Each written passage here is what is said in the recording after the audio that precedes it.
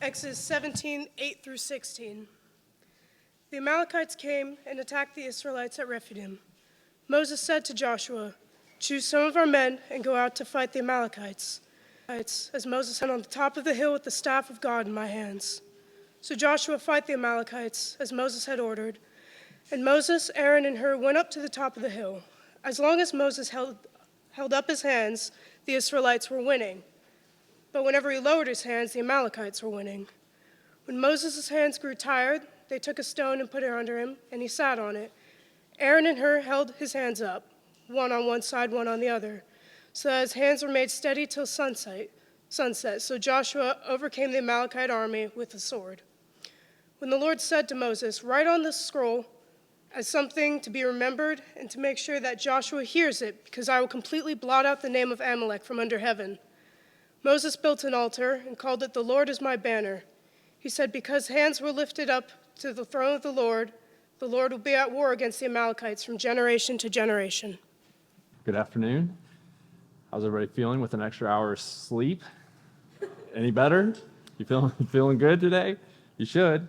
That doesn't happen very much. Once a year, right? So here we are. And it's good to see everyone. Hope you had a good fall break. You had a fall break.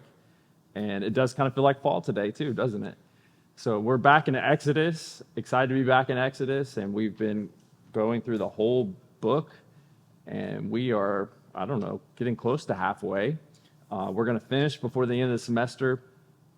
I was thinking about just what it would have been like to be the Israelites and to be walking out of Egypt with this huge group of people. Craven really helped us understand that better last week when you just think about 2 million plus people coming out of Egypt, and just by sheer geography, like what space they would have taken up and what it would have been like to pitch their tents and have their livestock, and this huge group of people to be, making their way through the wilderness.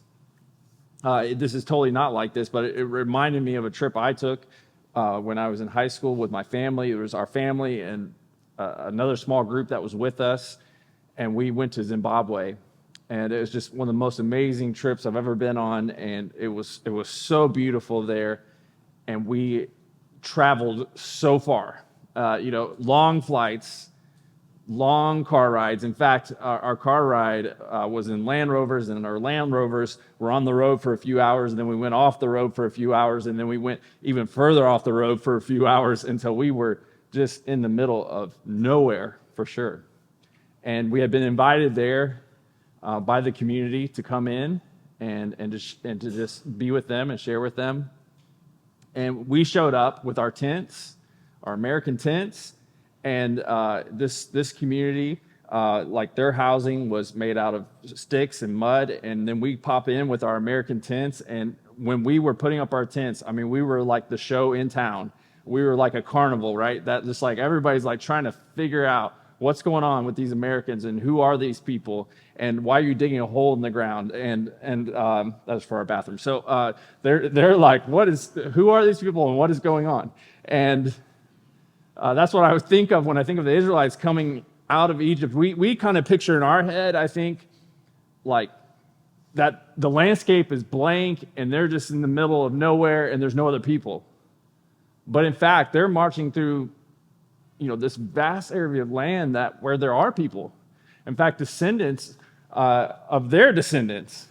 And so here they are coming out of Egypt, and in that passage we just read, they come face to face with a new threat.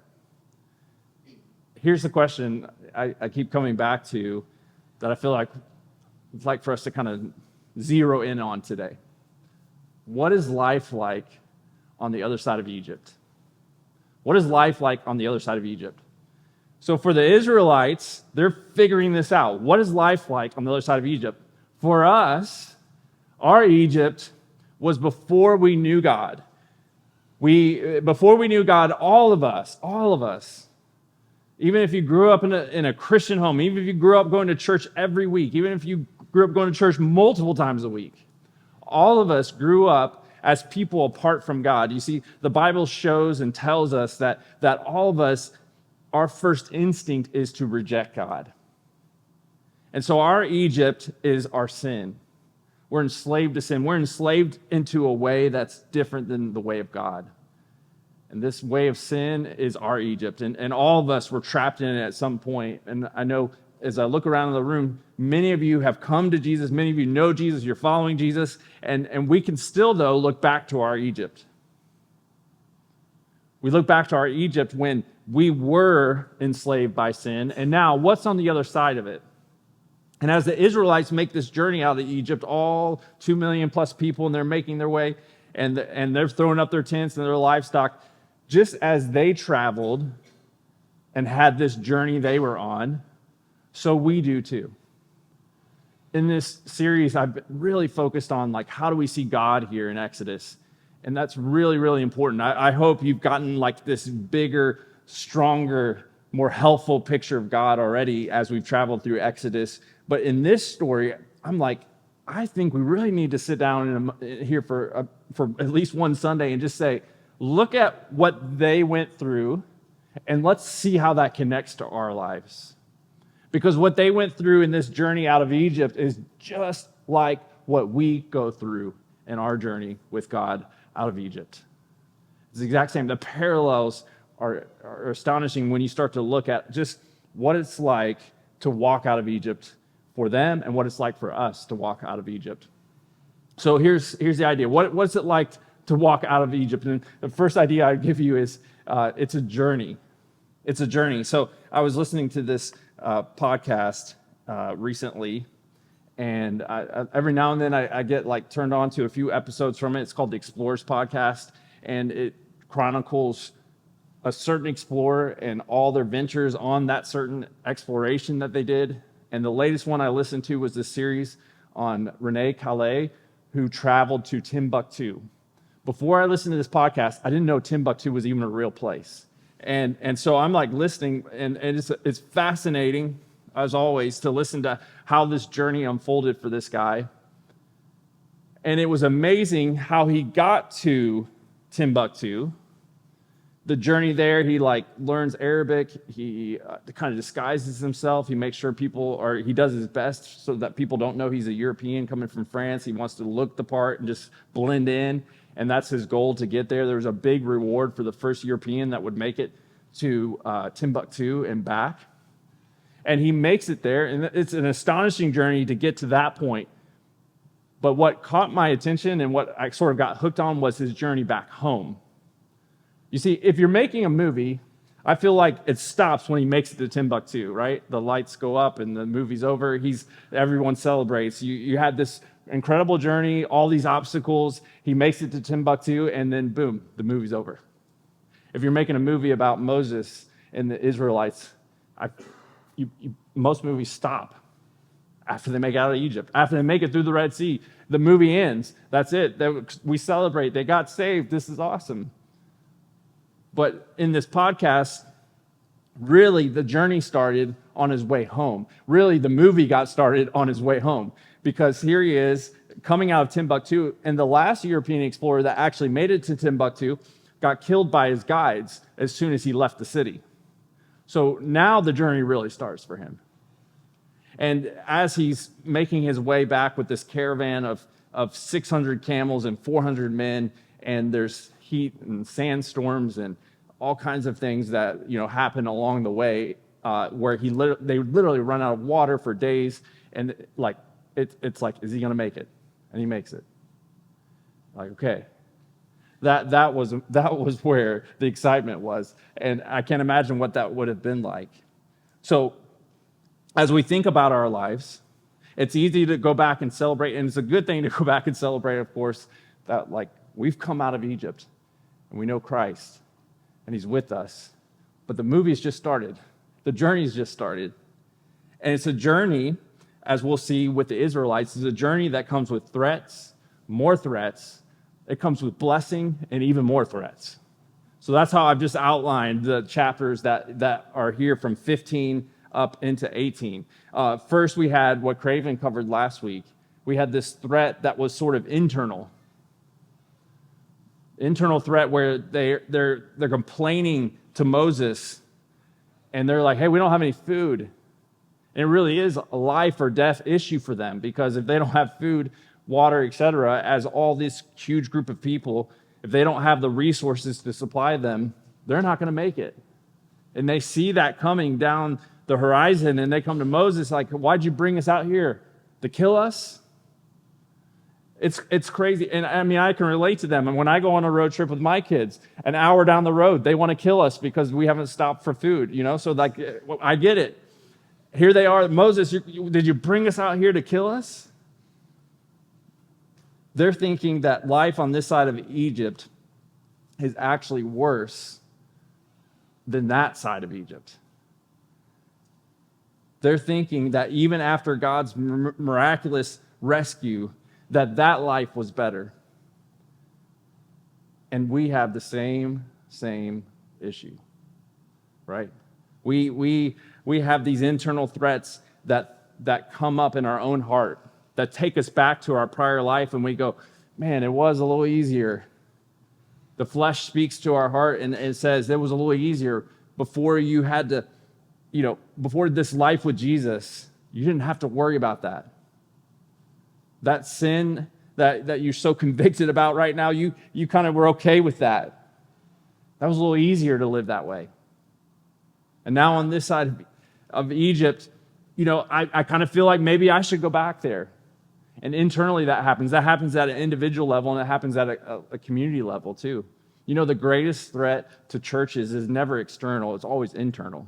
When we think about this community of people, the greatest threat will be when like something happens with a relationship or with a leadership or whatever, and at that point, that internal fracture can end up killing that community. So it's a real threat. So here's this threat internally, but then they have this threat externally with the Amalekites now. So there's more threats here with the Amalekites. They're coming out of Egypt, and I don't know what they expected, but they expected it to be easier, I'm assuming. I'm assuming that all that complaining arose from an idea that somehow all of this was going to be easier. I don't know about you, but I find myself there too. I'm thinking, God, it feels like this journey with you should be easier.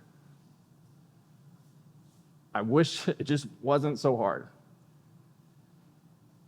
And the Israelite journey helps us to understand that this is what the Christian life is like.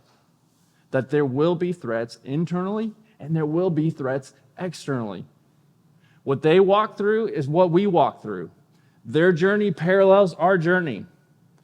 The story of Exodus is the God who saves. We put that on our main graphic. We said when you look at Exodus, this whole story is about this God who saves. And that's great.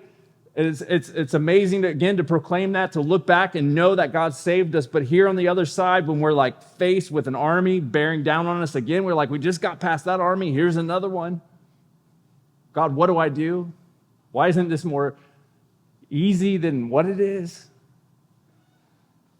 And the answer to these threats and even more threats and even more threats is the same answer that we had in Egypt. Sounds too simple, but that's what it is. In fact, if I was going to sum up my main point today, here's what I want you to hear, that the answer to every danger and to every threat we face today is the same as it was in Egypt. And that is the mighty saving hand of our God.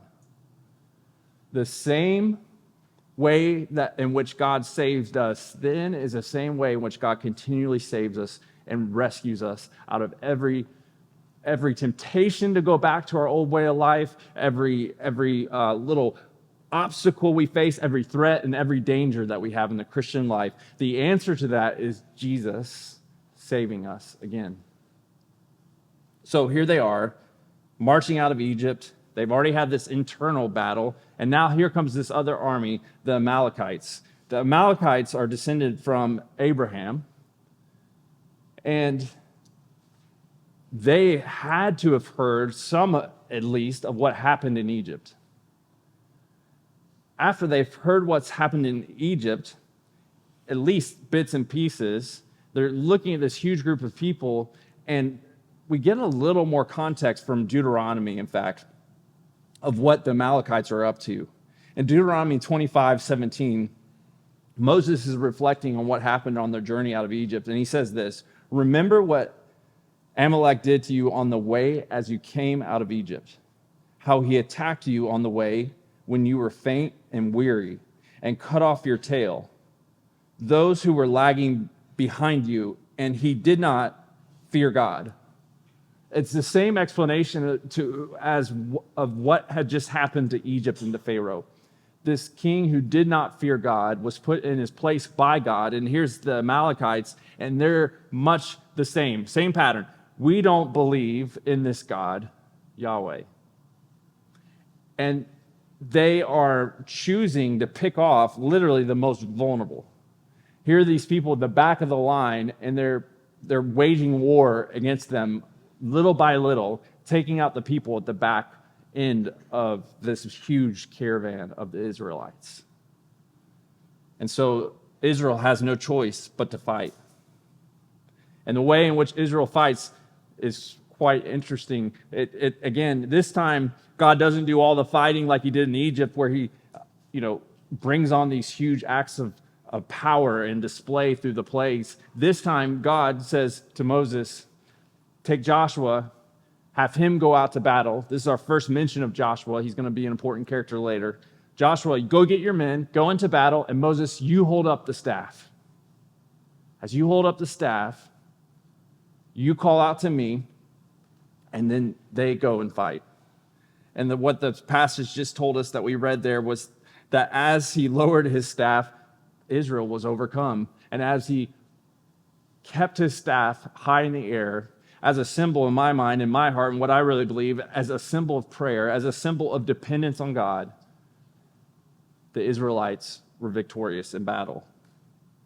The way in which Moses and the Israelites fought that battle was not actually in and on the battlefield. It was beyond that, on the mountain with him and the staff. It's the same way, again, let's parallel this with our journey. The same way in which when we face these threats in the Christian life, when we're on our journey with God, the same way in which Moses fought is the way in which we fight. It's a calling out to God. It's a submission to his will. And when he says, here's how I want you to fight, I want you to stick your staff up in the air, we say, yes, God, we will. This makes no sense in our minds. We're going to face that with God. There are going to be times where God is calling us out to do something, and we're going to say, this does not make sense. And God says, yep, you're right. I want you to be submitted and obedient to me. And so he holds up his staff, and the Israelites are victorious. And once again, we see that salvation is from the Lord. And the way in which the Lord saved them in Egypt is the way he saves them now against the Amalekites. Our temptation is to think that salvation in Jesus, meaning the forgiveness of sins, meaning this act in which we call on Jesus for salvation. We know that we're sinners, and we call on Jesus and we say, Jesus, come and save us. We need you. We believe in you. We believe in your life, death, and resurrection. We're tempted to think that salvation is sort of a singular act. And it is. There is, in one sense, that is very much true, that God saves us in a way in which he brings us into his family, he makes us one of his own, and we're in. But the idea that God that somehow it works differently now that we're in the Christian life is not correct. Jesus, the way in which he saves us in Egypt is the way in which he saves us today. The way in which he stretched out his hand, the way in which he worked. It's not like all of a sudden, okay, now God, you saved us, and now we are on our own, and we have to fight the battle. The way that God fought the battle in Egypt is the way in which God fights the battle now. So the answer to every danger and to every threat we face today is the same as it was in Egypt, the mighty saving hand of God. God tells Moses, write this down. I don't want you to forget. I want you to remember what I did here. And Moses writes this down. In fact, Exodus is a part of him writing this down. And he builds an altar. And on that altar, he calls it Jehovah Nisi, Yahweh Nisi. The Lord is my banner. This is a really amazing picture for us. When he says that God is our banner, as we think about our spiritual journey, we think about Jesus being our banner. And over the top, when the banner would be up in the air on the battlefield, people would look to the banner and they would know, one, their identity, two, that the battle was still on and they were still fighting, and three, exactly where to rally. And so as we call on Jesus, he is our banner. On this journey outside of Egypt, as we go with him, we look to him as our banner. That it like even signifies our very physical posture, to look up to God, to gaze at God, and to say, you are my identity. You are who I rally to. You are who will save me now as I go out in this battle, as we face threats external. We'll face threats internal. We'll face threats external. So our journey with God will have threats, more threats, and we'll have blessing too. That's what I love about chapter 18, that there's blessing in this journey too. In verse 18, look at verse 1 with me, and I'll put it on the screen as well. We have a new episode here. Jethro, the priest of Midian, who was Moses' father-in-law, heard of all that God had done for Moses and for Israel, his people, how the Lord had brought Israel out of Egypt. Now Jethro, Moses' father-in-law, had taken Zipporah, Moses' wife, after he had sent her home, along with her 2 sons. The name of one was Gershom, for he said, I have been a sojourner in a foreign land, and the name of the other, Eliezer, for he said, the God of my father was my help, and he delivered me from the sword of Pharaoh. So now we have Jethro. We went from the Amalekites to the Midianites. He's a priest of Midian. The Midianites are also descendants of Abraham. You might remember them from a scene with Joseph when he's kidnapped and sold into and taken to Egypt. That was the Midianites. But as far as we know, at this point, the Midianites do not worship Yahweh. Here's Jethro, who's a priest of pagan gods. He hears what has happened in Egypt. He hears about his daughter and his son-in-law, and here's his 2 grandsons. And it's not unimportant that Moses' sons' names are mentioned here. You have one, Gershom, who's been a sojourner, and then the other, Eliezer, whose God of my father was my help. So Moses, in his sons and in their names, says exactly who he is, that he's a sojourner in which God has been his help. And here's Moses showing up to his father-in-law and saying, hey, I brought some friends with me. Got any extra food maybe in the pantry? Can you help me out? And again, what a scene. All these people showing up on his doorstep to meet him. I want you to move on to verse 10. We'll jump down a few verses. Jethro said, blessed be the Lord who has delivered you out of the hand of the Egyptians. This is after Moses has told all that happened in Egypt. Blessed be the Lord who has delivered you out of the hand of the Egyptians and out of the hand of Pharaoh, and has delivered the people from under the hand of the Egyptians. Verse 11, now I know that the Lord is greater than all gods, because in this affair they dealt arrogantly with the people. And Jethro, Moses' father-in-law, brought a burnt offering and sacrifices to God. And Aaron came with all the elders of Israel to eat bread with Moses' father-in-law before God. It's really an amazing story here, because what we're seeing with Jethro is a conversion. Jethro says, blessed be God, Yahweh, who's delivered you out of the hands of the Egyptians. Now I know that the Lord is greater than all gods. Jethro, this Midianite, hears what God does, and he submits to this God. My wife and I took a trip to Brazil a few years ago. I guess it's been a while now. And one of the trips that we took there, we went into this more remote area, and it was an indigenous people group that we got to meet and talk with. As we came and met with them, we brought some clothes and some donations from our friends at home to help out this community.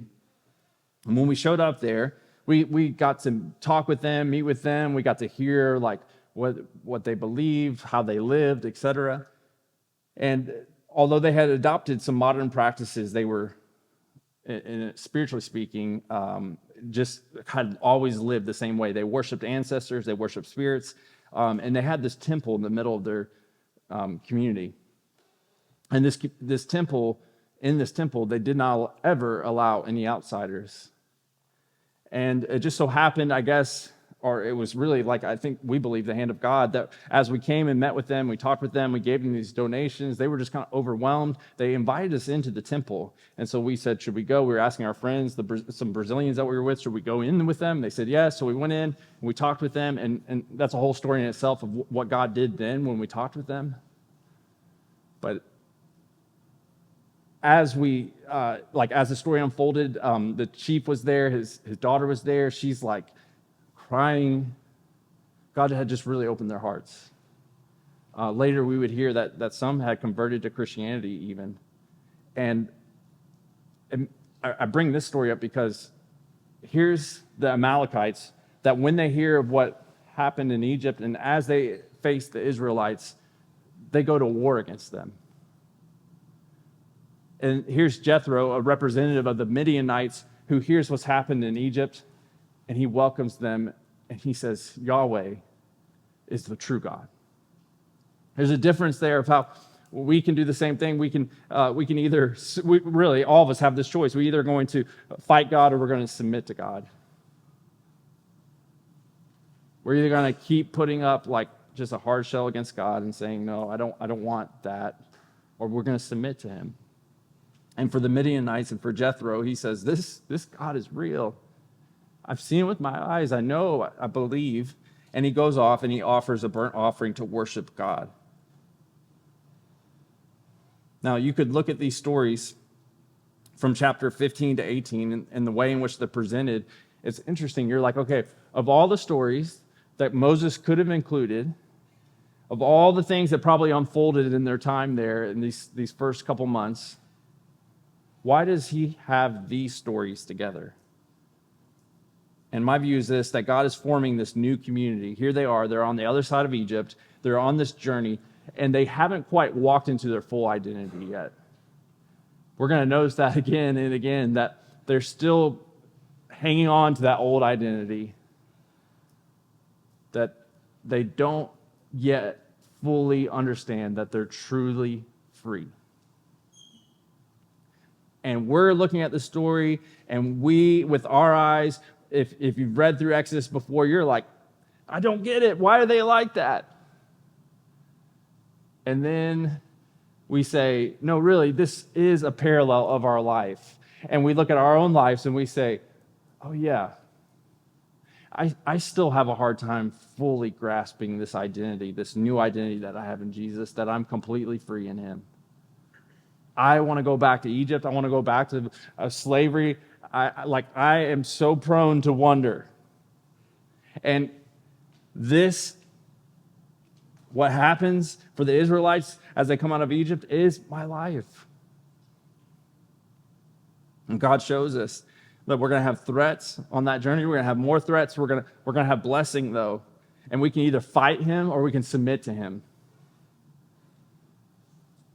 And we move into this last episode here that I'll cover today, and at the end of chapter 18.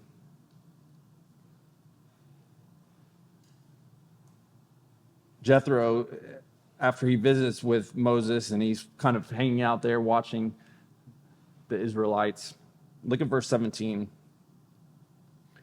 Moses is sitting from morning until evening with this long line of people waiting for him to settle any of their disputes, answer questions, etc. He's the sole judge of Israel. In verse 17, it says that Moses' father-in-law said to him, what you're doing is not good. You and the people with you will certainly wear yourselves out, for the thing is too heavy for you. You are not able to do it alone. Now obey my voice. I will give you advice, and God be with you. You shall represent the people before God and bring their cases to God. And you shall warn them about the statutes and the laws and make them known the way in which they must walk and what they must do. Moreover, Look for able men from all the people, men who fear God, who are trustworthy and hate a bribe, and place such men over the peoples as chiefs of thousands, of hundreds, of fifties, and of tens, and let them judge the people at all times. Every great matter they shall bring to you, but any small matter they shall decide themselves. So it will be easier for you, and they will bear the burden with you. If you do this, God will direct you, you will be able to endure, and all this people also will go to their place in peace. So, if having no food in the wilderness wasn't going to kill the people, if them complaining doesn't kill Moses, and if an attacking army doesn't kill them, this dysfunctional organization and how they settle disputes and waiting in lines is going to end up killing them. Here's one more threat of just dysfunction within this new community. Here they are trying to walk in this new identity that God had saved them, that they were free people, and there's yet another threat. This threat of dysfunction. And Jethro has just amazing advice. What you're doing is not good, Moses. Here's what you need to do. And he swoops in and he gives them advice to follow, very practical advice that we still follow today. In our church, we're trying to follow exactly what Jethro advised Moses to do.